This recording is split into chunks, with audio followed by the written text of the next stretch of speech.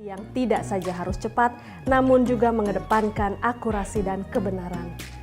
Mengusung tema cepat, tepat, benar, Akurat.co bertekad dan berkomitmen untuk menyajikan fakta yang objektif kepada masyarakat. Kami yakin dan percaya informasi yang disampaikan secara baik, lengkap, akurat, berimbang, dan didukung dengan data-data terbaru tanpa meninggalkan aspek kecepatan akan menjadi pilihan utama bagi masyarakat.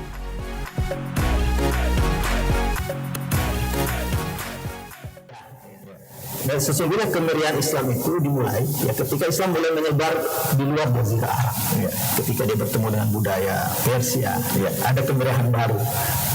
Bertemu dengan budaya Romawi, ada kemeriahan baru. Begitu seterusnya sampai India, sampai ke Indonesia Nusantara ya, lebih lama lagi.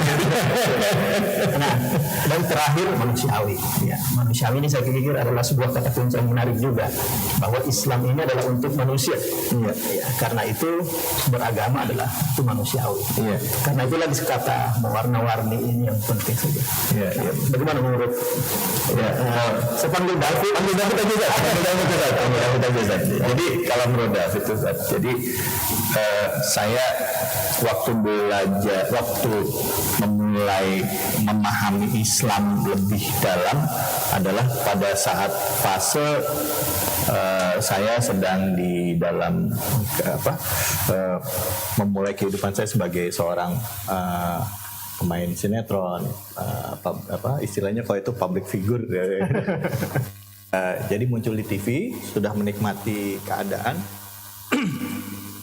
yang secara finansial saya merasakan settle gitu ya. Di usia yang masih sangat muda di 22-23 tahun. Dulu saya nggak punya uang. Maksudnya dulu saya mau ngapa-ngapain susah gitu kan. Masa uang nggak ada, ini nggak ada. Terus akhirnya di usia 23-24 saya mencoba untuk memaknai lagi keislaman yang saya pahami gitu. Karena ada satu ayat yang menurut saya cukup mengganjal gitu, atau apa ya sebutannya itu, inna sholata tanha 'anil fahsya'i wal munkar. Bukankah sholat itu mencegah perbuatan keji dan mungkar? Saya sholat, tapi kok saya nggak mencegah saya dari perbuatan keji dan mungkar? Itu jadi tanda tanya saya satu itu. Logika saya berpikir gitu, bermain gitu logika saya. Terus saya puasa, tapi saya nggak dapat apa-apa kecuali lapar dan dahaga gitu. Katanya itu bisa memperbaiki kita, karena saya senang baca Ustaz. Saya dari walaupun saya gimana gitu ya, saya termasuk geek kalau orang bilang, saya tuh senang baca gitu. Saya senang baca, tapi kok saya nggak ngedapet itu, esensi itu. Waktu kecil saya nggak bisa baca Quran, tapi saya baca tafsirnya. Ya? Tafsir yang versi Departemen Agama. Iya, Departemen Agama. Jadi saya pulang sekolah, habis baca komik, saya baca tafsir Quran itu, Ustaz. Jadi saya baca sampai selesai gitu. Sampai saya banyak pertanyaan-pertanyaan yang sering saya dalam hati saya, ini kalimatnya buat saya terlalu tinggi, saya nggak ngerti, tapi saya senang menikmati al-qasas, kisah-kisah tentang Nabi di situ. Nah, terus dalam perjalanan saya, akhirnya saya coba untuk reinventing Islam saya gitu, untuk mencoba menggali lagi Islam. Nah, di dalam perjalanan itulah saya ketemu dengan beragam pemahaman Islam, Ustaz. Beragam pemikiran Islam. Saya mulai yang garis keras, garis menengah, sampai lembut gitu ya gitu. Cuman yang pertama kali saya masuk itu garisnya sangat keras, sangat hitam, putih, nggak ada warna abu-abu. Nah gitu. Tapi pintu masuk awalnya adalah pertama pintu masuk awalnya adalah pada saat ada kegelisahan di dalam batin saya, pada saat saya menjalankan semua yang ditentukan, yang diwajibkan, tapi saya tidak mendapatkan esensi. Saya mulai ada kegelisahan itu awalnya. Dan dulu saya nggak punya uang, saya happy. Terus punya uang, saya happy, tapi happy-nya lain gitu. Sholat tapi semu gitu. Setelah saya baca, saya kaji, saya gali, saya baca hampir, mungkin saya bukan detail dan dalam gitu ya. Nggak detail dan dalam, tetapi apa yang saya kerjakan itu saya baca kitab-kitab agama lain. Islam, Al-Quran saya baca. Nah, saya berhenti di salah satu kitab tulisan dari Imam Ghazali, Al-Ihya Ulumuddin. Ya, Ulumuddin. Iya, ini Ulumuddin. Saya baca itu, tapi yang tafsir, yang terjemah. Artinya, yang terjemah saya baca. Saya baca itu di usia 22-23 tahun. Nah, setelah pas Masih main sinetron baca itu? Masih. Saya emang geek saya Ustaz. Banyak buku-buku yang orang bilang saya nggak usah dibaca, tapi saya nekat gitu baca. Pas di situ saya berhenti. Saya baru lihat bahwa ternyata yang salah bukan sholatnya, tapi cara saya memaknai dari pelaksanaan sholat, spirit saya sholat itu nggak hadir gitu. Terus baca Quran saya cuma baca luarnya aja. Akhirnya dari situ saya bilang kembali lagi ke cerita saya awal, saya tadi mundur sebentar, maju lagi ke cerita saya, bahwa akhirnya saya ketemu dengan Islam yang dari keras sekali, warna-warninya tadi itu saja, Islam keras sekali hitam putih, moderat, Islam yang ajaib, Islam yang ya menurut saya sekarang saya udah ketemu di satu pemahaman Islam yang insya Allah on the right track. Tapi sebenarnya menurut saya yang melompat itu kesenangan membaca, ya, sumber-sumber agama itu dari mana? Jadi bawaan dari kecil. Dari kecil, saya kecil itu senang punya keluarga atau apa? Ya, ibu saya itu senang baca Quran. Ayah saya juga senang. Terus ada satu orang nenek kami yang setiap beliau datang, beliau selalu menceritakan tentang tafsir Quran dengan gaya beliau bertutur. Sampai saya bisa hafal arti dari Al-Fatihah itu dari cara beliau mengartikan apa itu Al-Fatihah. Dari kami kecil. Jadi bahasa apa ya? Pakai bahasa Indonesia, dia pakai bahasa artinya dia bahasa Arab dan bahasa Indonesia. Dia bilang kayak Bismillahirrahmanirrahim. Bismi dengan menyebut lah itu Allah. Jadi bahasanya gaya beliau ya. Rahman, Rahim, Maha Pengasih. Ya. Alhamdulillah, hamdu itu pujian. Alhamdulillahirabbil alamin. Jadi saya selalu, dari situ saya setiap ketemu beliau selalu mau cerita lagi dong tentang kisah cerita tentang Nabi Daud. Itu di dalam Al-Quran, Nabi Daud dengan Jalut, dengan ini. Terus kisah Nabi Muhammad di dalam Al-Quran, kisah tentang Nabi Musa di dalam Al-Quran, kisah Maryam di dalam Al-Quran. Jadi setiap ibu, nenek kami ini datang, salah satu nenek kami ini, jadi saya penasaran. Jadi saya bacalah itu Al-Quran itu seperti yang nenek saya sampaikan. Di mana sih? Halaman berapa? Jadi kan Maksud saya berarti ada nilai religius di keluarga ya. Saya itu penting. Kira-kira begitu. Ada kata kunci. Saya kira ini sesuatu yang inspiratif bahwa nilai religius itu penting. Ya. Jadi ketika suatu saat kita bekerja sebagai apa, tadi profesinya sebagai apa, apa bawaan ingatan religius itu masih terbawa karena dia menjadi milieu masa kecil. Saya kira itu inspirasi yang penting bahwa milieu itu penting dibangun dari keluarga, dari apa di masa kecil dan menjadi apa bawaan ingatan nanti di masa depan. Oh iya, bisa jadi. Iya, benar Ustaz, ya benar. Kan tidak semua orang mengalami misalnya sebuah profesi tapi masih baca Quran. Mengalami sebuah profesi yang katakanlah kalau saya beda, misalnya memang profesi saya mengajar dulu. Jadi mau tidak mau tanda petik terpaksa untuk membaca Quran gitu loh. Apa dipaksa oleh milieu. Tapi bagaimana dengan profesi-profesi yang tidak ada hubungannya dengan itu, tetapi justru masih membaca itu, makanya sebagai itu luar biasa. Itu luar biasa.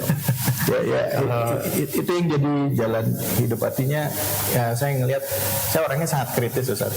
Jadi saya kalau kadang-kala dalam hal-hal yang menurut saya nggak masuk di akal, bukan berarti saya menuhankan akal, tetapi saya yakin Islam itu walaupun kita disuruh taat oleh Allah gitu ya, Allah tidak butuh jawaban logika untuk setiap jawaban Allah, tetapi untuk beberapa alasan tertentu bagi saya sangat ada statement-statement yang menurut saya kok kenapa begini gitu. Jadi saya langsung kritis gitu Ustaz. Dari kecil rumah tangga ayah kami itu sangat memberikan celah bagi anak-anaknya untuk bertanya gitu. Jadi kamu nggak ngerti kamu tanya.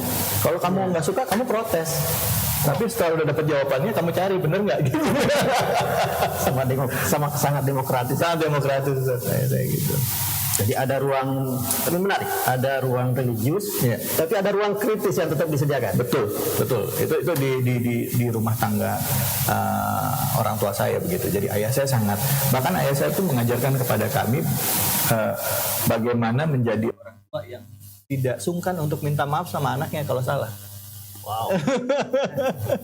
Jadi kalau beliau salah tuh beliau bisa tuh ajak kita duduk dengan gaya beliau, duduk di depan sambil minum kopi, duduk.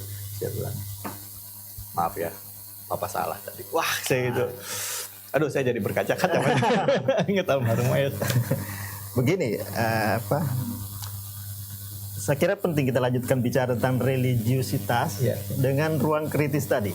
Karena bagi beberapa orang atau beberapa pihak mungkin tidak menyatu antara religius sekaligus kritis. Nah itu saya pikir persoalan. Maksudnya gini, religius itu selalu dianggap sebagai ketaatan. Kemudian kritis ada perlawanan. Nah, bagaimana itu berada dalam satu rumah? Gimana saya kira? Kalau saya Ustaz, karena gini, karena bagi saya ada satu, mungkin gini, setiap saya baca Al-Quran dulu waktu saya masih kecil, itu ada satu kata-kata yang bertanya, ada kata-kata yang selalu saya garis bawahi dan suka saya tanya gitu. Apakah kalian tidak berpikir? Jadi itu ulul albab. Apa sih maksudnya ulul albab? Itu saya suka tanya sama guru-guru saya, guru-guru ngaji saya. Ustaz, ulul albab itu apa sih Ustaz? Terus wa mayyit takilun ya, wa mayyit apalah takilun. Apalah takilun? Kenapa kalian tidak berpikir gitu? Saya bilang, kenapa kok ada kalimat itu gitu. Jadi kayaknya saya, kalau penafsiran saya untuk orang yang awam waktu itu, Allah itu memberi celah bagi saya untuk kita untuk berpikir gitu kan. Bahkan di dalam kalau saya nggak salah itu di surah Al-Imran ayat terakhir gitu kan, pada saat matahari terbit dan terbenam itu kan ada tanda-tanda kebesaran ulil albab. Ulil albab kan gitu. Artinya Allah tuh mengajak kita untuk berpikir gitu, untuk memikirkan itu, merenungi itu, dan mungkin mengkritisi itu gitu. Itu menurut saya saja bagi orang yang waktu itu awam ya gitu saja. Mestinya kayak ada challenge gitu, ada tantangan gitu. Nah dari situlah saya kata kunci itu tantangan penting karena apalah takkin itu Al-Quran yang nantangin. Iya, nantangin ya gitu. Makanya ada tantangan gitu, bilang apalah takkin, apakah kalian nggak berpikir gitu, kayak nantang gitu. Akhirnya saya berpikir bahwa Al-Quran itu kita harus cerdas menjadi seorang muslim. Kita harus, jadi di balik ke dalam bahasan pelajarannya Ustadz nih. Kebetulan saya ini muridnya Ustadz Muid di kampus di PTIQ. Jadi ada bahasan itu, Al-Quran itu dalam memaknai Al-Quran itu ada tekstual dan kontekstual gitu. Jadi afalat takilun itu di dalam memaknai ayat itu ya kita harus melihat kontekstualnya apa gitu kan gitu. Jadi nggak bisa semua ayat itu diterjemahkan atau dipukul rata untuk setiap kejadian misalnya begitu Ustaz. Nah, dan hal ini yang membuat saya jadi curiosity, jadi makin meningkat gitu. Loh, jadi kalau ayat ini cocoknya buat apa aja dong gitu tadi gitu ya. Jadi kalau buat yang peristiwa begini nggak bisa dong gitu. Jadi hal-hal itu saat yang membuat saya terus bertanya. Jadi yang menarik di dalam Al-Quran, di dalam Islam adalah sekali kita membuka satu pintu, pada saat kita benar-benar ikhlas lillahi ta'ala, kita minta kepada Allah agar dibukakan pintu keilmuan Islam, rahmat yang ada di dalam ajaran agama Islam, itu seperti membuka ribuan pintu yang ada di dalamnya. Itu yang saya rasain Ustaz. Makanya saya bersemangat untuk ngomong ini karena saya pengen teman-teman saya, sahabat-sahabat saya, mungkin juga yang menyaksikan acara pada pagi hari ini, ayo kita bisa merasakan nikmatnya Islam itu dengan warna-warni yang ada itu gitu. Karena setiap manusia kan punya keterbatasan penafsiran, punya keterbatasan atau selera yang berbeda. Ya, atau kemampuan yang berbeda di dalam memaknai segala sesuatu. Dan yang menariknya adalah bukan berarti pada saat kita berbeda pemaknaan kita pasti salah. Belum tentu gitu. Dan salah pun tidak masalah. Gitu. Dapat satu pahala gitu. Artinya pada saat kita memaknai dan kita belajar, kita mau cari tahu gitu. Itu kayak misalnya contoh Ustadz yang menarik yang saya ini contoh gitu, saya pernah ngobrol masalah satu guru saya, dia bilang halal itu luas, Fit, kamu gak usah ngomong Islam dulu deh, kita bicara halal itu luas, dia bilang gitu. Gitu. Halal itu kan bicara yang penting dagingnya bukan daging khinzir, dia bilang gitu, bukan darah dan dipotong dengan menyebut nama Allah, salah satu di antaranya gitu. Jadi kalau saya makan daging kambing, dia bilang gitu. Terus ada teman saya makan daging ayam. Saya nggak boleh bilangnya makan daging ayam itu, daging ayam itu salah. Dia bilang gitu. Halal itu pintunya luas gitu. Dan jangan saya paksakan orang harus suka dengan daging kambing yang saya makan. Selama esensinya halal. Itu membuat saya jadi berpikir. Beliau mengambil contoh daging pada saat makan. Bahkan dia bilang, bahkan pada saat makan daging kambing bisa jadi haram. Ya. Pada saat saya misalnya punya kolesterol. Iya, benar. Jadi artinya pintunya begitu luas. Wah, udah habis break lagi nih. Nah, itu yang saya ambil dari saya dari Profesor Dr. Quraisyah. Itu yang saya pernah berdiskusi dengan beliau, dan itu yang saya kasih quote sangat bagi saya. Beliau membuka satu pintu pencerahan di kepicikan pola pikir saya gitu. Ya, saya kira perbincangan yang menarik ya. Dan kita break dulu. Kita akan ketemu lagi setelah tayangan berikut ini.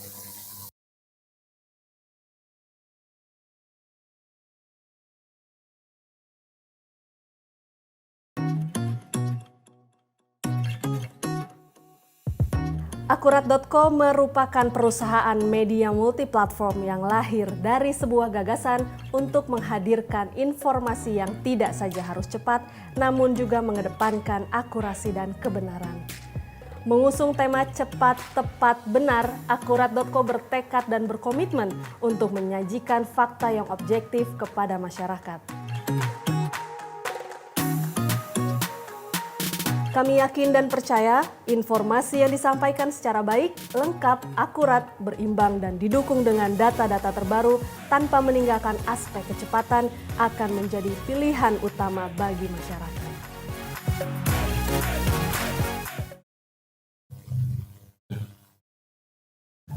Ya. Kita ketemu lagi dalam Bincang Hikmah bersama, tidak mau dipanggil Ustadz, David Khalik. Tapi Khalik ini pencipta ya? Iya, benar juga ya. David Abdul Khalik aja. David bin Abdurrahim bin Abdul Khalik. Ya, maksudnya penciptanya David. Iya, betul. Yang menciptakan makhluknya namanya Ya. David. Tadi berulang-ulang disebut ketika ada inspirasi tadi bahwa ketika masuk ke Al-Quran, sebuah pintu, maka akan ada ribuan pintu lain. Betul. Itu sebenarnya mirip dengan ungkapan yang disebutkan oleh Profesor M. Quraisyah di dalam bukunya yang masyhur. Pertama itu Membumikan Al-Quran. Di dalam buku itu, di pengantarnya disebut begitu. Jadi Al-Quran itu ibarat intan. Jadi orang yang ngelihat dengan berbeda orang, maka melihat cahaya yang berbeda. Seperti itu. Beliau sih mengutip seorang ulama besar lain yang namanya Abdullah Darrazi. Tapi jangan-jangan mengutip. Saya kalau ngutip nanti saya akan sebut quote-nya, Ustaz. Enggak, saya memang salah satu bacaan yang menemani saya bisa jadi itu karena saya buku salah satu termasuk cukup banyak buku dari Profesor Dr. Quraisyah yang saya baca dari saya belum kenal beliau secara fisik gitu. Tapi terlepas dari itu banyak juga bacaan-bacaan lain yang saya baca tafsir Al-Azhar, walaupun saya nggak ngerti artinya gitu saya baca aja ya, artinya orang belum yang ngumpulin. Pasti kan mengendap kan? Iya, mudah-mudahan satu endapan-endapan itu masih bisa dipancing keluar lagi. Karena ada teori yang mengatakan tidak ada yang lupa, dia hanya mengendap ya. Dia ketutup dengan ingatan lain. Ketika dia dibuka dia muncul lagi. Iya, bisa jadi begitu, Ustaz. Karena saya ya itu tadi kayak pertanyaan tadi Ustaz, bahwa saya merasa menikmati berada di dalam proses pencarian saya ini, proses menjadi seorang muslim. Saya menikmati proses jatuh, bangun, terus salah, benar, merasa benar, sampai akhirnya ternyata merasa benar itu menjadi sebuah kesalahan. Itu saya nikmati gitu prosesnya. Karena pada saat kembali ke fase tadi, di fase itu saya pernah ada di fase yang hitam putih gitu ya, memaknai Islam secara hitam putih, dan saya merasa diri saya benar. Tapi akhirnya satu saat Allah Subhanahu Wa Taala, Allah menguji saya, menurut saya, saya dihadapkan di dalam satu peristiwa yang sudah jelas mutlak hitam putihnya, menurut saya, dari pemahaman saya gitu. Artinya ini salah, orang ini melakukan kesalahan.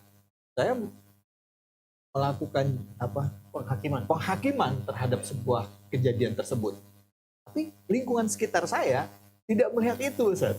Akhirnya muncul pemberontakan di dalam saya, dalam hati saya. Nggak bisa, ini benar, ini begini, kalian semua salah, gini, gini, gini. Akhirnya itu seperti secara physically dan mentally saya merasa drop gitu.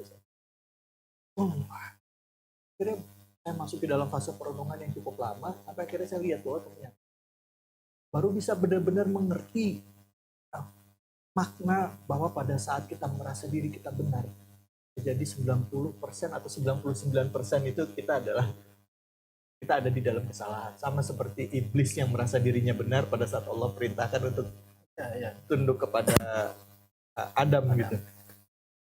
Itu karena garisnya tipis, Ustaz. Secara hukum Islam misalnya contoh gitu, Ustaz, yang orang mencuri kan salah, Ustaz. Ya kan gitu. Saya lihatnya hitam putih, yaitu tadi tekstual. Orang mencuri salah, ya udah hukum aja. Tapi lingkungan sekitar bilang, nggak bisa gitu dong, begini, nggak bisa, ini salah. Karena pemahaman yang saya ajari gini. Ternyata nggak begitu. Ya, akhirnya untuk bisa masuk di dalam fase itu, si bodoh ini harus banyak dibenturkan gitu, Zat, dengan kejadian-kejadian gitu, Zat. Untuk bisa lebih melihat bahwa Islam itu tidak melulu begitu, bahkan banyak di dalam Rasulullah ada seorang pezina yang sudah berkali-kali datang ke Rasulullah untuk minta dihukum, tapi Rasulullah seolah-olah tidak mau melakukan hukum itu gitu kan, udah nanti aja, ditunda-tunda gitu. Iya, Ditunda-tunda. Beda sama kita selalu mengeksekusi. Sedangkan Rasulullah enggak, malah kalau bisa aja dulu. Jadi melihat nih orang ini sudah begitu untuk bertobat luar biasa. Dia yakin Allah mungkin bisa jadi sudah mengampuni, tapi orang ini yang tidak bisa mengampuni kesalahannya. Kita enggak, lahir sama Rasulullah gitu. Ini kita cinta Rasulullah, katanya kita pengen seperti Rasulullah, tapi kenapa kita menjadi lebih cenderung Rasulullah?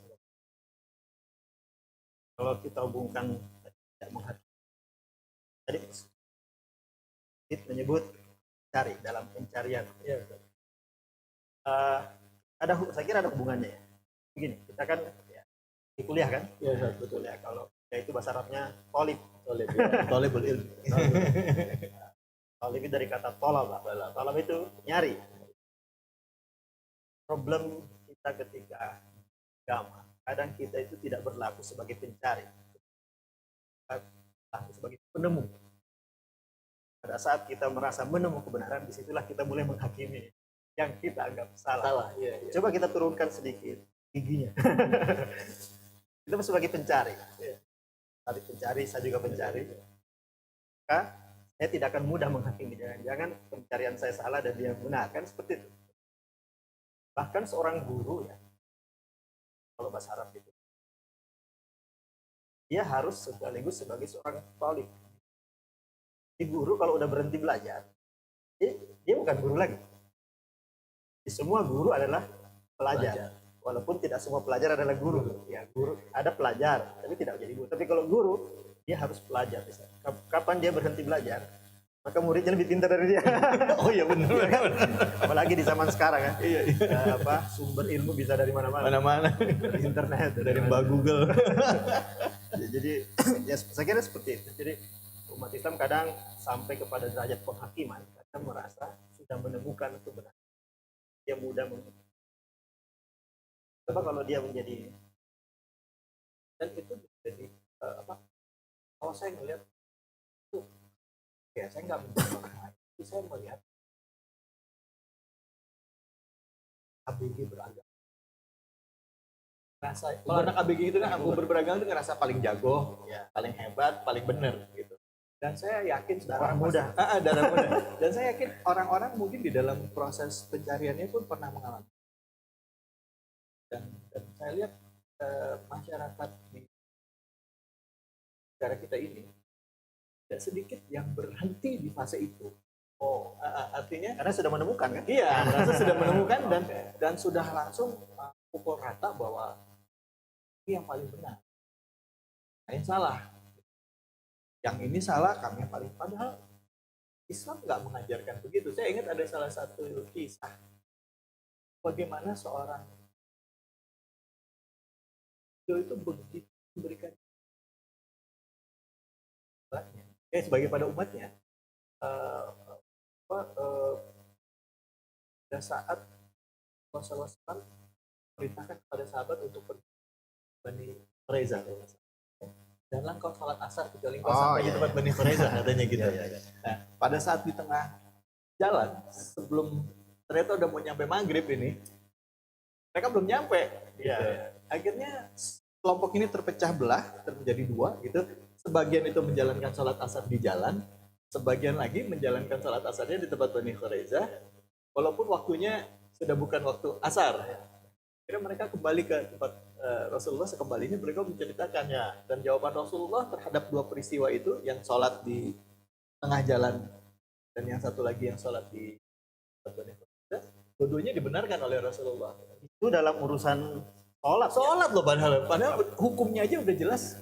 Ya kan nggak ada sholat asar di waktu maghrib gitu. Iya, maksudnya apalagi urusan duniawi ya. Warna-warninya gimana lebih.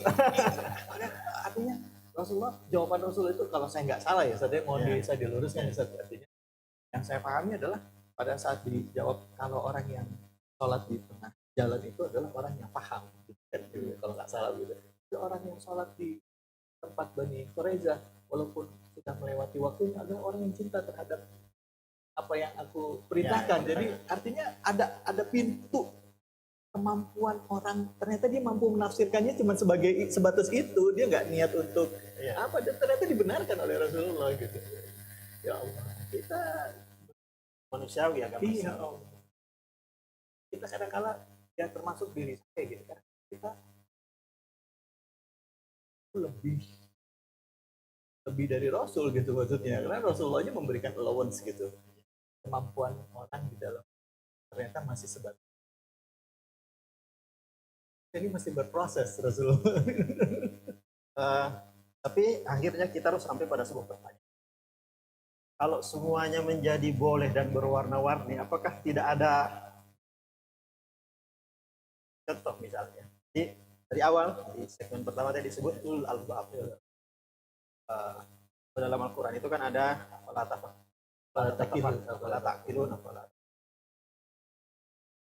ternyata ada istilah lain untuk ulul albab itu. Itu apa sih, Ustaz? Kita nanya sama dosen langsung. Jadi gini, ya umumnya dipahami bahwa kalau berpikir itu kan pakai akal. Tapi ulul albab memberi nuansa berbeda. Ulul albab itulah yang dalam bahasa Indonesia dalam hari menjadi lubuk hati. Lub kan albab itu dari kata lub, dia menjadi lubuk hati. Artinya dalam Islam konsep berpikir.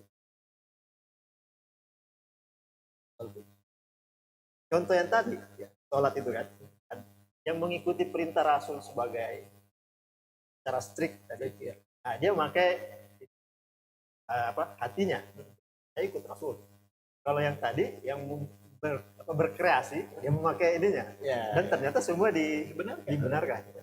Tapi memang dalam kita memang buatkan albab itu, nah, tidak bisa orang berpikir pasnya, dia harus ada bahwa dia mencari kebenaran, dan ada sensornya sebenarnya. Sensornya di hati itu. Kalau sudah menyiapkan itu, orang ada kan begini kan, di dalam dada, sadri ini ada ada qalb, dalam qalb ada lagi, itu lub tadi. Jadi ada sadri, ada qalb, ada lubuk hati bahasa Indonesia. Ternyata dalam lub masih ada lagi satu.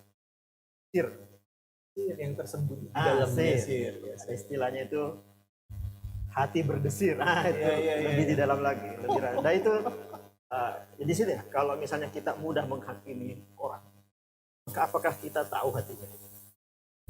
Ya kan? Kita belum tentu tahu. Oke, hati aja kita tidak tahu. Bagaimana lubuknya? Lebih jauh dalam lagi. Oke, hati lubuknya tidak tahu. Apalagi sirnya. Begitu susah menghakimi, dan itu akhirnya jadi sumber perpecahan. Iya, yang kadang-kala jadi kita jadi orang-orang yang makhluk tahu, tapi kita nggak tahu. Banyak apa yang gitu kan, Saya sedih gitu ya melihat ya mungkin ini, orang suka menjadikan senjata hadis apa ya 73 74 ya 79 bagian gitu. Benar ada yang berpegang pada Al-Quran dan Sunnahku. Saya pernah membaca juga banyak rujukan tentang hadis itu yang warnanya nuansanya hampir sama, tetapi kalimatnya berbeda. Dan hadis ini mungkin bisa dikatakan termasuk derajatnya sahih gitu ya. Gitu. Nah, dan mengatakan bahwa semuanya benar, kecuali yang tidak berpegangan pada Al-Quran dan Sunnah. Jadi kalau kita akhirnya pertama yang berpendapat yang pertama itu jadi akhirnya pembenaran bahwa ya udah mas emang nanti kan akan ada tiga ini ya udah biarin aja gitu ya, tapi yang paling benar kita ini pegangan pada Al-Quran dan Sunnah dan yang lain tidak. Nah, itu problem. Jangan-jangan yang lain juga berpegang. Betul, artinya pada saat kita kecuali yang berpegangan pada Al-Quran gitu kan, nah, artinya ke-73 itu semua salah kecuali yang berpegangan ini cuma satu. Jadi ukurannya bukan salah benar, tapi pada berpegang atau tidak gitu. Padahal dan rasa kecuali kan kalau kalimat kata kecuali berarti bisa jadi yang lain tidak. Ya, hanya satu yang benar gitu kan. Saya malah lebih berusaha untuk memaknainya karena saya melihat karakteristik Sallallahu Alaihi Wasallam, sirahnya yang saya baca, dalam hadis-hadis yang saya coba maknai dan apa yang saya pelajari dari guru-guru saya dan dosen-dosen saya melihat bahwa Rasulullah itu pribadi yang sangat penuh kasih, penuh rahmat gitu. Bahkan kadang-kala memberikan allowance di dalam kemampuan orang untuk memaknai sesuatu sambil perlahan beliau mencoba untuk memberikan arahan gitu, yang benar begini gitu. Kan ada kisah tuh, Islam katanya kan? Iya, belum bisa sholat. Iya betul betul kan? Iya betul. Masuk Islam nggak bisa sholat. Terus itu ada lagi. Terus Nabi bilang apa? Boleh. Cukup bersahadat aja kan? Atau enggak? Tapi nggak harus jujur. Iya. Belum bisa tapi harus jujur. Ya. Akhirnya mau nggak mau jadi sholat juga. Tapi ditanyain sama Nabi, sholat itu loh. Iya kayak gitu. Ini level Nabi ya sih. Karena kita gitu. Kita saya ngelihat bahwa kenapa saya masuk kuliah lagi, saya sekolah gitu. Salah satunya adalah saya pengen pas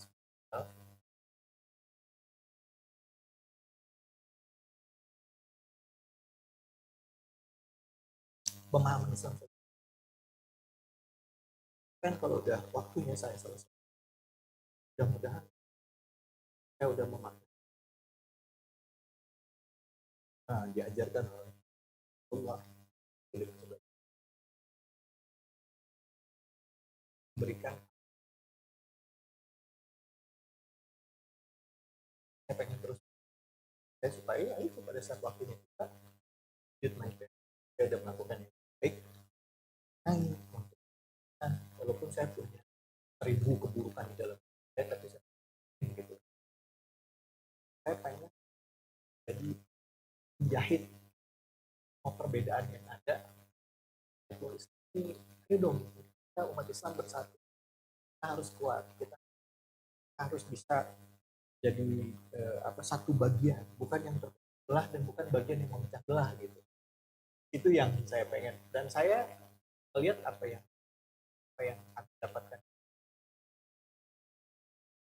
kampus ya, tempat kami belajar gitu ya.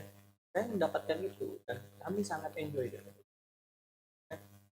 Saya dengan kawan-kawan proses karena kami dapat enlightenment kan, pencerahan terus gitu. Oh ternyata di dalam Islam itu yang kami tidak paham jadi tidak tahu jadi. Saya pengen nyebar virus.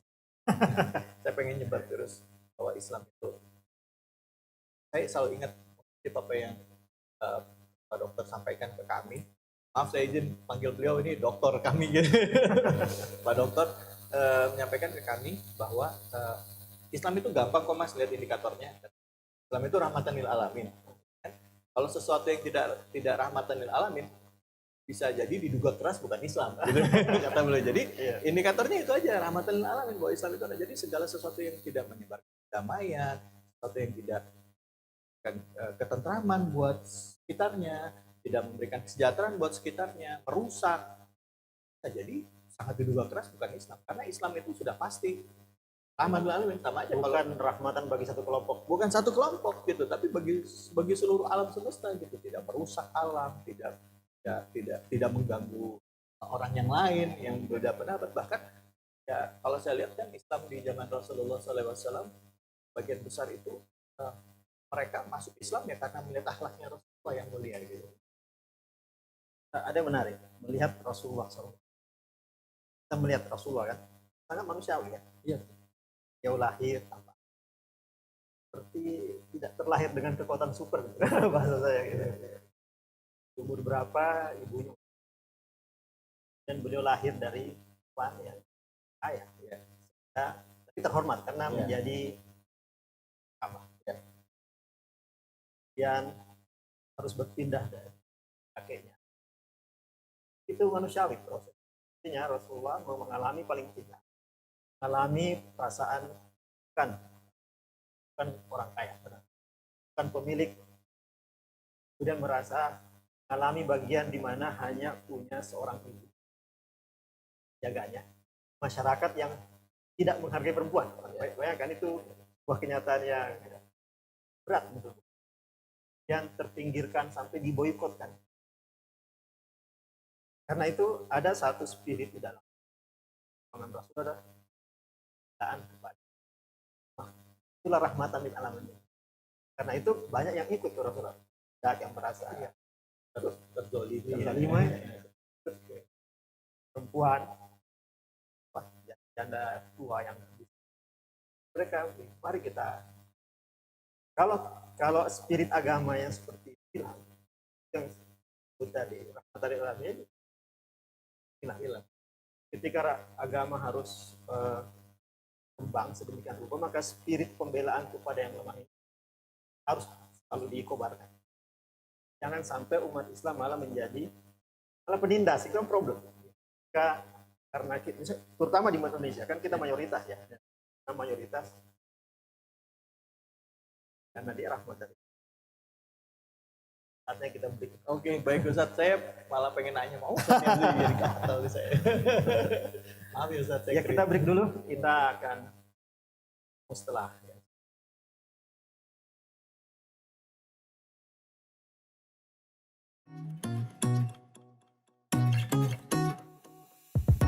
Akurat.co merupakan perusahaan media multiplatform yang lahir dari sebuah gagasan untuk menghadirkan informasi yang tidak saja harus cepat, namun juga mengedepankan akurasi dan kebenaran.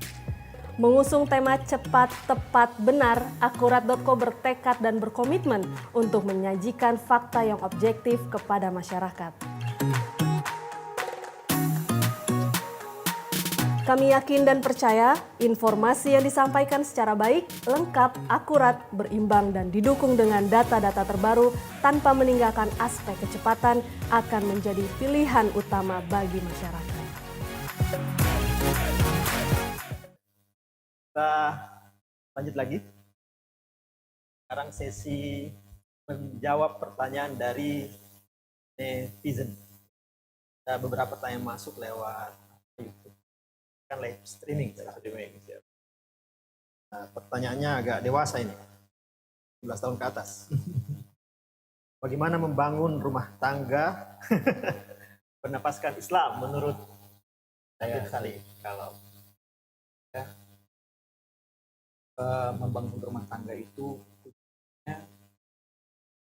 adalah doa yang sering kita baca. Rabbana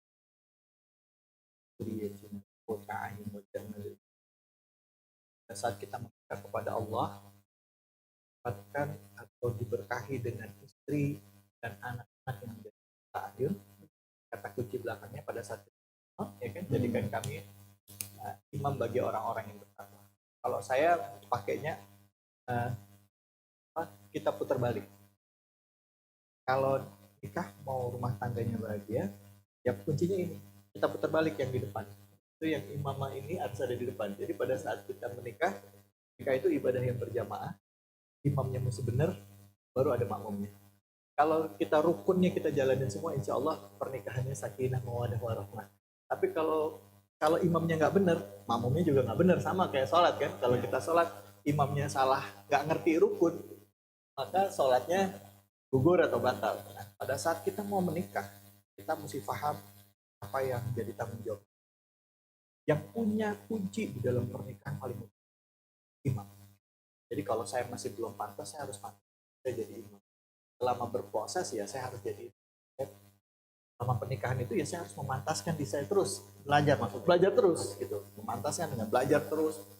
Bisa tidak hanya mengerti kewajiban, tetapi juga menghargai hak-hak. Baik itu hak istri, hak anak, dan lain sebagainya. Sehingga akhirnya kita bijak di dalam melakukan segala sesuatu. Dan juga apa yang kita kerjakan, terutama di dalam pemahaman agama, jangan bergantung kepada istri. Harus kita yang membenahi diri. Saya pernah ada di fase yang dalam hidup saya sibuk sendiri aja, istri nggak diajak, gitu. Atau enggak, saya hanya nuntut istri aja, tapi sayanya enggak, gitu. Artinya nggak bisa. Pernikahan itu dalam berproses, terutama dalam proses beragama supaya sakinah mawaddah warahmah, termasuk juga pemahaman agama, harus bersama-sama beriringan suami istri. Jadi akhirnya sama-sama paham, sama-sama ngerti, ya kan? Nah, kalau kita udah sama, Allah akan ada hubungan yang baik gitu. Tapi memang di dalam kenyataannya tidak semua pernikahan ideal dalam bentuk itu. Tetapi tetap kuncinya harus ada di imam. Imam yang harus memperbaiki. Suaminya nggak bisa ngaji, belajar baca Quran. Suaminya nggak paham Quran, belajar baca Quran. Suaminya nggak ngerti sholat, kalau istrinya lebih bisa, belajar sama istri. Ya, jangan malu kalau malu. Ya, cari kan, artinya harus imam. Imam itu jangan sampai yang jadi imam istri, gitu kan, gitu. Artinya kita sebagai suami yang harus memantaskan diri kita jadi imam, kan gitu. Apa doanya itu? Dia ingat itu yang disampaikan juga salah satu guru-guru kita juga, Ustaz. Rabbana hab lana min azwajina wa dhurriyyatina qurrata a'yun waj'alna. Pada saat kita minta doa itu, aplikasikan ke diri kita bahwa pantaskan diri kita jadi imam, baru kita dapat qurrata a'yun gitu. Tapi kalau misalnya kita nggak memantaskan diri kita jadi imam, jangan harap kita dapat qurrata a'yun gitu. Nah, tapi kalaupun di tengah jalan ternyata kita sudah memantaskan diri, tidak tercapai qurrata a'yun, berarti Allah sudah siapkan yang baik buat kamu, katanya gitu. Yang penting usaha dulu. Tadi gitu. Yang menarik kata qurrata a'yun itu kan, ya, seingat saya artinya adalah Mata hati ya. Artinya kalau permata hati berarti hubungan sayang. Jadi, kan santai mendidik pun tidak didahulukan hukuman di dalam. Mau jadi kita kan imam ya. Iya. Kan mendahulukan hukuman kepada keluarga. Karena ya masa permata dihukum. Masya Allah, indah banget ya tadi. Iya, benar-benar. Jadi dahulukan ya, rasa kasih sayang. Kalaupun katakanlah anak itu tidak mengikuti, paling tidak kasih sayangnya nyampe, itu menjadi ingatan dia nanti di masa depan. Dia tidak mengikuti. Ya, tapi dia ingat bahwa betapa sayang Orang tuanya kepada anaknya gitu ya. Iya. Sampai dulu ada istilah seperti ini nih, kalau mau hukum anak udah terayun ini Iya. salawat dulu. Allah. Itu masih sempat ngerem ya saja. Salawat itu memberi ruang bagi dia orang tua untuk tidak jadi mukul karena amarahnya reda. Iya. Dan yang paling penting memberi ruang bagi anak itu kabur. Allah sholli ala sayyidina. Enggak kena. Ya, jadi kalau kabur berarti dia ya, tapi dia tahu bahwa tidak jadi mukul itu berarti ada. Jadi tapi kan tanpa mukul kan pesannya udah nyampe kan bahwa tidak boleh nih perbuatan. Jadi terlepas dari hasilnya apa, karena Allah lah yang mengatur. Jadi berarti. Tapi bahwa pesan kaisanya itu nyampe. Dan kok kayak tadi Ustaz, apakah gitu Ustaz maksudnya? Nah, itu kan pemahaman saya. Saya juga bisa salah kalau tadi dia jawaban. Mungkin Ustaz bisa luruskan gitu. Enggak, tadi benar. Iya. Ya kira-kira gitu sih kalau jawaban saya. Artinya saya dalam kehidupan juga banyak mengalami kesalahan, kesalahan di dalam berproses itu. Ya akhirnya saya menemukan itu kunci jawabannya.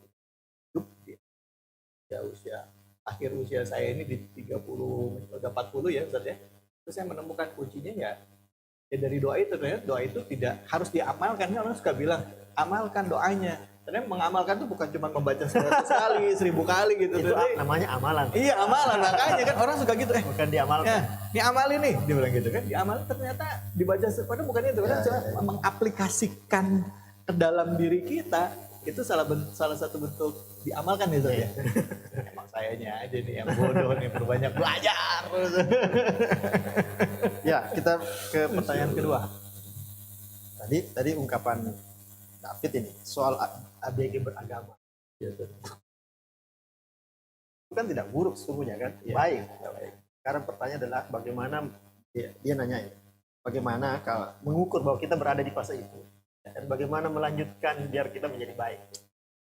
Kalau saya sebenarnya mau jawab ini sungkan ya, karena ada guru saya izin ya Zat ya. Ya, kalau yang dari yang saya pahami bahwa kita semua pasti akan berada di fase itu.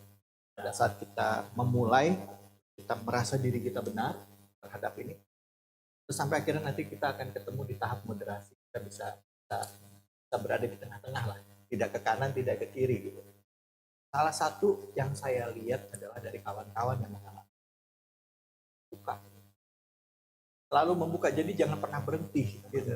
Jangan, karena pada saat kita berhenti untuk mencari dan merasa berhenti di perasaan paling benar, itu berarti kita udah ibaratnya kan ada ulama yang mengatakan rahmat Allah itu begitu luas gitu dalam Al-Qur'an, bahkan Wasiat kulla syai'. iya artinya begitu luas, Menjangkau segala sesuatu. segala sesuatu. Jangan batasi diri kita gitu. Jangan batasi diri kita terhadap ilmu-ilmu yang Allah siapkan buat kita, keberkahan yang Allah siapkan buat kita gitu. Jadi kita harus membuka diri. Kalau kata saya balik lagi ke Profesor Quraisyab atau Profesor Nazarudin Umar juga pernah bilang, kalau kamu mau belajar, jangan pernah diri kamu tuh langsung, jadikan diri kamu tuh kosong dulu. Ya, jadi kalau kamu belajar, walaupun kamu sudah berisi, kosongkan yang ada di dalam diri kamu gitu. Jadi kamu siap buat menerima ilmu itu. Jadi jangan pernah kita pada saat kita belajar dengan seseorang, kita merasa diri kita udah paling benar. Kosongkan diri kita, jadi supaya kita bisa menerima ilmu itu jadi lebih banyak. Kalau dari Profesor Nazarudin, dari Profesor Quraisyab, beliau mengatakan begini, jadilah seperti laut, kata beliau. Laut itu semua yang masuk ke beliau ke laut itu diterima, tapi yang jelek-jelek dibuang ke bibir pantai. Yang besi berat masuk ya kan, kapal tenggelam yang bagus-bagus masuk, tapi yang serpihan serat kelapa, sampah itu dibuang ke pinggir semua. Artinya itu kiasan yang beliau pakai yang saya nggak, termasuk juga yang disampaikan oleh Profesor Nazarudin Umar. Belajar itu, David, kamu coba kosongkan dulu diri kamu. Nah, biasanya kalau kita dari ABG-nya kita beragama seperti sungai ya, bergejolak. Ya. Jadi kadang tidak tahu kalau ternyata ada sungai lain itu. Yang kita lihat yang di situ aja. Kita sungai sendiri, hebat. Pas nyampe di laut banyak sungai. Ternyata ketemunya di sini muaranya kan. Dan banyak sungai di sana, banyak warna-warni. Kemarin karena saking semangatnya beragama ya, kita merasa sungai sendiri. Ya, ada sungai lain. Ada sungai yang saya selalu bilang, kalau tadi pertanyaannya ABG itu, saya bilang terus belajar. Buka wawasan. Jangan pernah berhenti di dalam mencari gitu. Jadi pada saat kita berhenti, sama saja juga menyia-nyiakan kesempatan yang begitu banyak gitu. Karena pintu rahmat Allah begitu luas, begitu besar. Jangan batasi diri kita untuk terus belajar terus. Kalau tadi kata Pak Dokter bilang bahwa seorang guru itu kalau dia berhenti belajar berarti dia udah jadi guru. Jadi kita harus terus belajar, terus buka wawasan kita supaya nanti insya Allah kita akan berada di tahap yang bisa memaknai setiap perbedaan. Dan kira-kira gitu sih ya. Saya juga masih banyak salahnya juga ini. Ya, kita lanjut dengan netizen yang selanjutnya. Apa yang harus saya lakukan kalau penerapan agama di keluarga belum? Keluarga ini untuk apa ini, untuk anak atau Tidak dibatasi mungkin untuk semuanya. ya, kalau di keluarga belum maksimal ya saya mungkin cerita Belajar lagi. pertama harus belajar karena gini, kita tidak pernah memilih punya orang tua seperti apa, Ya. Kita nggak pernah memilih punya adik seperti apa, atau kita tidak pernah bisa memilih lingkungan keluarga tempat kita dilahirkan bagaimana. Ada yang lahir dari keluarga yang pemahaman agama kurang, yang lahir dari keluarga yang pemahaman agama baik, gitu kan. Tetapi sebagai hamba Allah, kita punya kewajiban, ya kita berkewajiban untuk beribadah. Dan salah satu talibul ilmi tadi, Ustaz, itu adalah salah satu bagian dari beribadah kita ya. Kalau kita ternyata punya keluarga yang pemahaman kurang, kewajiban kita sebagai abdu untuk terus mencari, untuk belajar, untuk nanti ilmu yang kita manfaat ini kita coba kita coba aplikasikan di rumah, gitu kan, pelan-pelan. Nah, kebanyakan orang-orang yang sudah baru atau baru belajar agama itu kayak saya bilang itu tadi ABG gitu, Ustaz. Dia baru belajar agama, lihat orang tuanya masih belum sholat, main dimarahin gitu kan. Adab lupa adab gitu.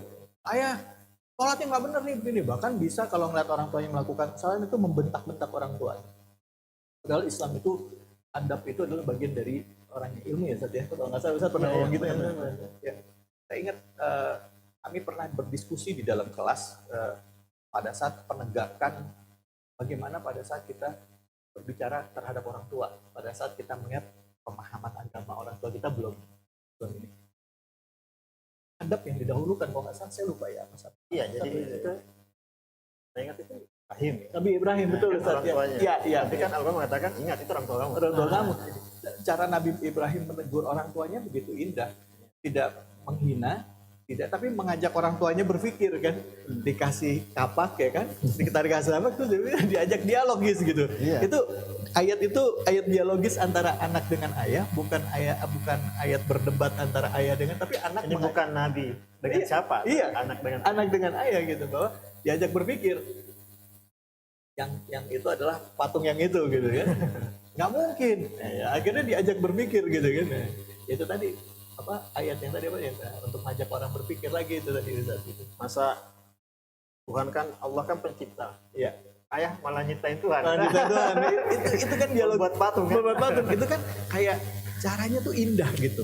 Tidak menghina, tidak menjudge, tetapi kalau saya menafsirkan atau mencoba gitu ya, jadi walaupun tapi itu dialog cinta ayah sama anak, atau dialog rasa sayang anak, hormatnya anak sama ayah, sungkannya dia taruh lah secara simbolik gitu kan, terus diajak ayahnya berdiskusi gitu. Nah, kalaupun memang masih belum pun ya dia tidak langsung berseberangan dan memusuhi gitu. Artinya terus beriringan gitu. Itu yang indah di dalam Islam gitu. Nah, cuman kadang-kala, nah itu dia pada saat kita berilmu, balik lagi ke pertanyaan tadi, coba kita tingkatkan leveling kita untuk lebih memahami kenapa mereka belum ada di fase kita gitu. Kita yang harus lebih cair caranya, harus lebih lembut, karena biar gimana pun orang tua kita. Gitu. Atau istri juga begitu, misalnya istri kita masih belum, ya jangan langsung dihina, kamu dasar, misalnya maaf ya, ada yang menggunakan kata-kata yang nggak pas gitu ya, setan lah ini itu, udah harus dihilangkan kata-kata itu ya, karena pada saat kita mengeluarkan yang kotor buat istri kita, bisa jadi balik lagi. Ya, ada pertanyaan selanjutnya nih, Mas. Warna-warni Islam itu merupakan hikmah atau sumber masalah? Berat ya, kayaknya Ustaz yang wakilin saya aja di sana. Kalau saya melihatnya hikmah. Nah, tapi bisa jadi sumber masalah juga kalau kita berpikir picik. Nah, karena banyak orang yang tidak merasa nyaman dengan karena mereka merasa nyaman bahwa apa yang mereka paham itu sudah yang paling benar, sudah jadi resume disarikan oleh guru-guru mereka gitu. Ini udah benar, udah nggak ada yang lain selain ini gitu, karena hadisnya sudah sahih, ini sudah. Padahal belum tentu begitu gitu. Nah, kan ada selama imam mazhab yang begitu ada perbedaan akhlak jamaah gitu. Karena imam mazhab pun itu saling Masya Allah, masa kita kalah sama imam mazhab gitu. Maksudnya kita melebihi gitu loh, kita melebihi beliau gitu yang bisa memaknai perbedaan. Bahkan imam mazhab yang satu tidak berani mengatakan bahwa dalil yang disampaikan oleh imam mazhab yang lain salah gitu. Tidak pernah ada di ranah itu gitu. Artinya kadang mereka mengatakan begini, pendapat saya begini, Ya. tapi kalau Al-Quran dan Sunnah mengatakan, Ya. maka saya salah. Ya, betul. Jadi bukan saya lebih benar dari dia. Bukan, tapi tetap Ukurannya Al-Quran, Al-Quran dan Sunnah. Artinya rujukan itu yang membuat kita juga damai di dalam perbedaan. Kayak misalnya sholat samping, ada yang tangannya di sini. Iya, fikih. Fikih. Artinya hal-hal seperti itu kan udah nggak perlu udah selesai kita. Artinya kita sudah selesai membahas soal itu gitu. Artinya kita sudah berada di fase yang lebih ke dalam, lebih ke spiritual things-nya gitu, lebih ke hal-hal yang ibadah itu, ya hablum minallah itu harusnya tercermin dari hablum minannas kita. Artinya prosesnya di sini, outputnya di hablum minannas gitu. Yang nanti N-nya adalah pada saat kita nanti dihisap gitu kan. Gitu. Serem ya, serem. Iya. Tapi gini, saya sepakat aja dengan istilah itu, bahwa itu rahmat, pasti Iya. rahmat. Kenapa? Pikir kita kan salah kalau mengatakan itu masalah. Iya. Lagi dianggap. Karena warna-warni itu perbedaannya keniscayaan. Terus keniscayaan itu kenapa? Karena Allah menginginkan. Jadi kalau ini kan pertanyaannya hanya perbedaan dalam Islam. Allah itu bukan hanya menciptakan. Perbedaan Islam dengan non-Muslim. Karena Al-Quran disebutkan seandainya Allah menginginkan kita semua beriman, Iya. apa susahnya? Tapi Betul. kenapa tidak? Iya, Nah, betul. berarti tanda petik ya bahwa perbedaan dalam Islam itu kecil karena Allah justru menciptakan perbedaan-perbedaan jauh lebih besar. Ada agama lain, budaya lain. Ya. Tapi saya kira itu menjadi medan dakwah kita. Kalau semuanya sama, nggak usah ada ceramah lagi. Kalau nggak salah saya ingat di dalam salah satu surat itu, pada saat Rasulullah SAW sedih, dakwahnya tidak diterima, dan Allah mengingatkan Rasulullah melalui ayat tadi gitu. Ya. Kalau nggak salah itu tadi, Ya. mudah bagiku, aku Ya. pemilik alam semesta, aku muqallibul qulub, aku Ya. bisa bolak-balik hati kok. Apa Kata Allah. susahnya? Apa susahnya kata Allah gitu kan? Diceritakan juga nabi-nabi sebelumnya. Iya betul. Wahai Rasulullah, wahai Muhammad, ada juga Nabi Nuh berapa ratus tahun. Iya, Baru iya. ada pengikutnya 1-2. Iya. Jadi kita kadang-kala jangan, ya itu makanya saya bilang bahwa tugas kita itu cuma, ya Rasulullah itu tugasnya yang menyampaikan, ditegur Ya, sama ya. Allah. Wahai Rasulullah, tugasmu hanya sebagai seorang penyampai. Mudah bagiku urusan aku untuk bolak-balik hati. Gugur tugas kamu kalau kamu udah nyampein kan kasarnya gitu. Pak In nama Iya. Ainal Balagh. Ala bahagia kan artinya Nyampein. udah selesai tugas kita. Yang penting yang salah adalah kalau kita tidak menyampaikan. Menyampaikan kok ada adabnya dengan cara yang baik, cara yang santun, terus mengajak dengan rahmat, dengan kebaikan gitu. Kalau kita sudah menjalankan syariatnya seperti itu mudah bagi Allah. Sebentar gitu kan. Nah, cuman kadang-kala di dalam pengaplikasi kekinian kita ada yang suka melewati koridor itu. Kadang-kala kita main di ranah yang langsung ekstrim, saling menghujat. Nah, itu yang ngeri Ustaz. Artinya Kadang kita mengambil hak iya benar ngambil hak Allah. maksain hidayah. Padahal Betul. hak prerogatif hidayah ada di Allah. Betul. Kita penyampai. Kita cuma nyampein, kita cuma ngikat. Makanya di dalam Islam itu tidak pernah ada paksaan, ya kan? Tidak pernah ada paksaan, gitu. Tidak pernah ada orang dipaksa untuk bisa masuk di dalam Islam. Kita nggak pernah gitu. Karena itu tugas kita cuma nyampein kok, ngingetin. Gitu. Dan mudah-mudahan kita bisa menjadi kita bisa menjadi mujahid-mujahidnya Allah dengan cara menunjukkan keindahan Islam melalui kita, melalui interaksi kita terhadap cara kita memperbaiki diri jadi baik. Karena nanti orang pasti akan bergetar hatinya. Dirinya begini. Filosofi dakwah kan di situ. Artinya mengajak. Maksa. Jadi kita tidak bisa jadi dai sekaligus pemaksa. Pengajak saja. Ya keren. Itu kan problem, Kita jadi kan? ya Kita mengaku dai, Iya. tapi memaksa. Memaksa. Itu bukan dai. Iya. Dan banyak juga Ustaz, artinya yang saya lihat, ya mohon doanya, artinya kami semua ini kan termasuk ya, gitu. Ya, yang dan semangat wujud warna-warni ini bisa gitu, menjadi satu kekuatan di dalam Islam. Wah, Islam mungkin bisa hadir dalam pemikiran A, B, C, D, E, sama tidak selama nilai yang lemah. selama membela yang lemah. Dia Dan menjadi juga, rahmat. dan juga ditujukan bahwa Islam itu memang tidak hanya membela yang lemah, tapi juga menjaga apa yang Allah berikan. Ya. Ya, gitu. Artinya kalau ini bisa kita rajut, insya Allah ini akan jadi satu kekuatan. Itu yang saya yakin. Kemudian terhadap sosial, contohnya kayak misalnya contoh yang lemah di dalam Islam saat ini, soal Islam dalam ini mungkin waktunya udah mau habis, Ustaz. Ya. Misalnya yang perlu jadi perhatian bagi kita di akhir ini, bagaimana kita meningkatkan pemberdayaan perekonomian di umat Islam. Orang Islam ini salah satu yang dilemahkan adalah Islam di dunia adalah dengan kita nggak punya lembaga keuangan Islam. Seharusnya kita diperkuat dengan basis ekonomi kita kuat, umat Islam sejahtera.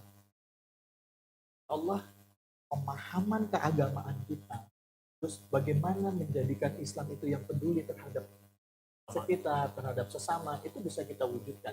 Karena kalau kita masih sibuk mikirin perut kita sibuk mikirin perut kita, akhirnya bentuk idealisme itu akan jauh. Dan itu memang salah satu cara untuk menghancurkan Islam dari dalam adalah yaitu dengan.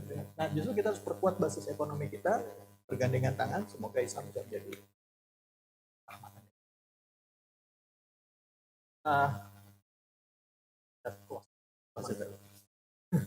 Itu dari Ustaz aja. Jangan. Saya nggak berani kasih masuk Ustaz. Ini tugas dari dosen. Ya, closing dulu atau closing dulu? Silakan. Closing statement. Baik. Islam itu di dalam memahami Islam itu kita memiliki ragam pemahaman. Tapi penting bagi kita untuk menyadari bahwa pada hakikatnya kita adalah satu, dihargai perbedaan pemahaman. Tidak hanya di dalam Islam, tetapi juga termasuk juga saudara-saudara kita sesama manusia yang berbeda keyakinan dengan kita. Tunjukkan bahwa Islam itu memang benar-benar rahmatan lil alamin. Dahulukan kasih sayang, dahulukan bahwa rahmah itu adalah bentuk dari perjuangan kita. Insya Allah Islam yang damai, Islam yang rahmatan lil alamin terwujud. Terakhir, Islam equal dengan rahmatan lil alamin. Yang tidak rahmatan lil alamin diduga keras bisa jadi bukan Islam. Itu quote dari dokter. Jadi saya nggak usah ngomong. Alhamdulillah kita sudah sampai di penghujung acara. Terima kasih kepada terima kasih kepada seluruh pemirsa yang mengikuti acara ini, baik streaming maupun nanti direkam bisa. Akhir. Nah, acara Bincang Hikmah ini terselenggara atas kerjasama Akurat Pol, Sentra Riset dan Consulting, dan akurat.co.